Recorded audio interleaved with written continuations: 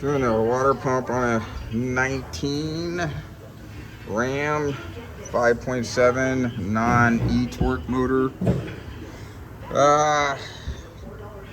Ain't a whole lot in the way. An idler pulley, a tensioner assembly, and a little bracket here that holds these AC lines. You don't have to undo the AC, just undo the bracket, give yourself some flexibility.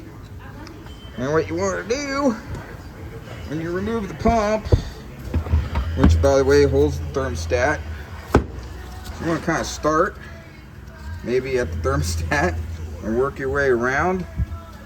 And you got to take the tensioner assembly, which is pinned so you can't put it in the wrong way, and work your way around. The reason you want to do that, because every freaking bolt's a different size. So put all your bolts in the order you took them out.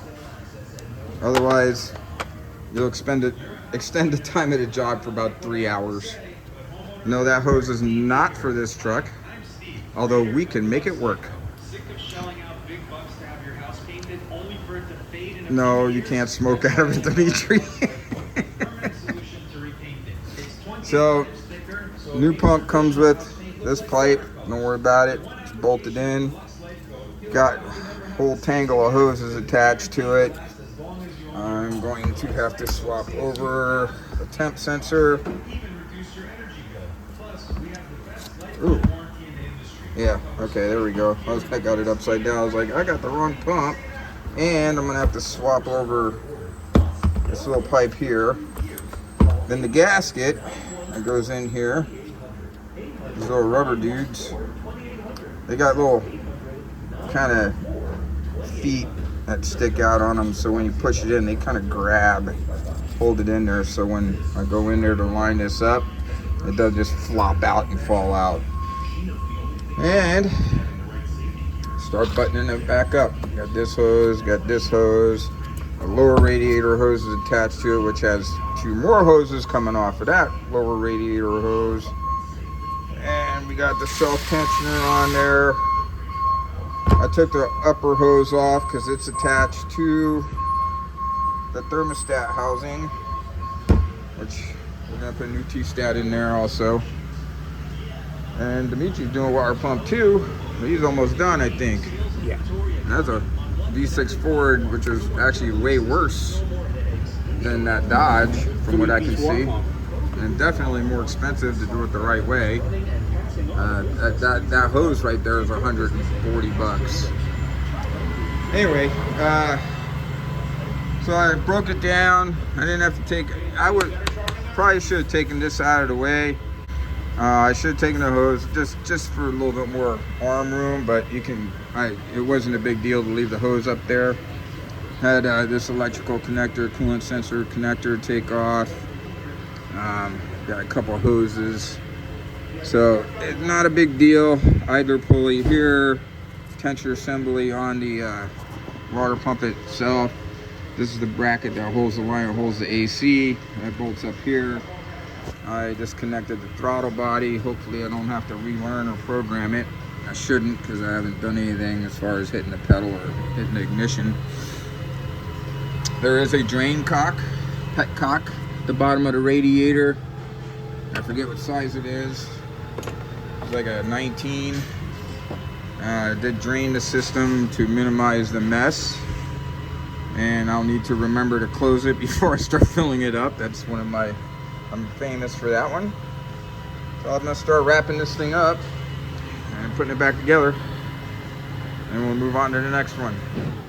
Okay, I did most of the buttoning up on this water pump here on the 19 Ram. I haven't done the lower radiator hose yet. I'm waiting to put the upper one on so I have the extra room, because it has these 2 hoses here that are gonna have to reconnect to the new radiator hose. We already attached the 2 heater hoses. You got this bracket for this coolant bypass line, which I had to transfer over this port and this coolant port. And I put a new metal housing on there. And the tensioner, the old tensioner has a divot in it, so it's like gets pinned, so it'll line up flush, so it's hard to put in wrong. I took this out. I didn't have to. I put it on. Took it out because it's one bolt and gave me a little extra room. And like I said, oh yeah, and there's a double nut bracket for this AC, or holds the upper radiator hose, and it holds the AC hoses down in here. And I'm just leaving that loose until I get the lower hose and that stuff situated, but the brackets are secured and most everything's reattached. So I gotta do the lower hose, I gotta do the upper hose, and I'll probably use a vacuum filler to fill it up, just so I don't have to screw with a bleeding process. Again, I think the biggest thing to do is when you take these apart is find a place to start, maybe one bolt above this thermostat housing, and work your way around, because pretty much every other bolt is a different length, and that can be a pain in the booty. So as long as you do it that way and line your bolts up, that's going to make reassembly really easy. This bracket here again has a stud with a nut with a stud sticking off of it. Put this bracket on, and then the same thing down here. This one here has a water pump hold down bolt. It's got a stud sticking off for this water pipe.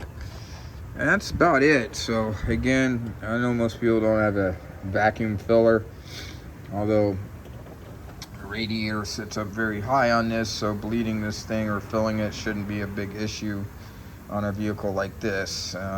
When you got your radiator cap as your highest point in the system, that usually makes for a relatively easy bleeding procedure. So not too bad. Basically with one electric ratchet, doing the hoses with it at about 2 hours worth of time. After I fill it and bleed it, that's going to be another 45 minutes, so I'd say 3 hours total, just kind of plugging away, not racing along. So I'm going to put a new belt on there too while we're at it.